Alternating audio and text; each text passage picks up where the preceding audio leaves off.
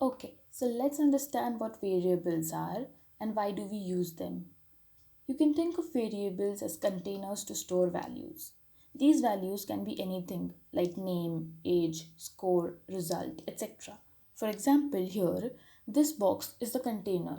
65 is the value stored in that container and it is labeled as score, that is the name of the variable. Now, when later in the program you want to know what was your score, you can access it using the variable name score. Let's create a variable then. Click on make a variable. The variable name can be anything, but try to keep it relevant to what value it holds. I'll just use the score. Next is the option to select whether you want this variable to be used by all sprites or just the current one.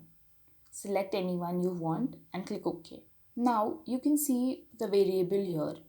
You can decide to hide or show the variable using the show and hide blocks.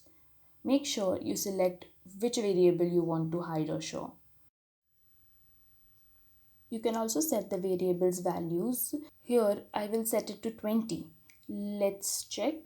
Okay, you can see here 20 is updated. For changing it by some other value, use the change variable block.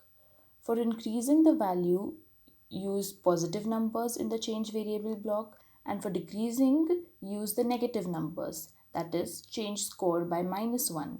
You can also rename the variable you create like this.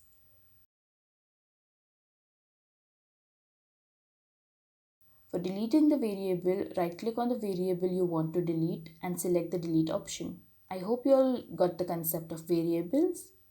See you all again. Bye.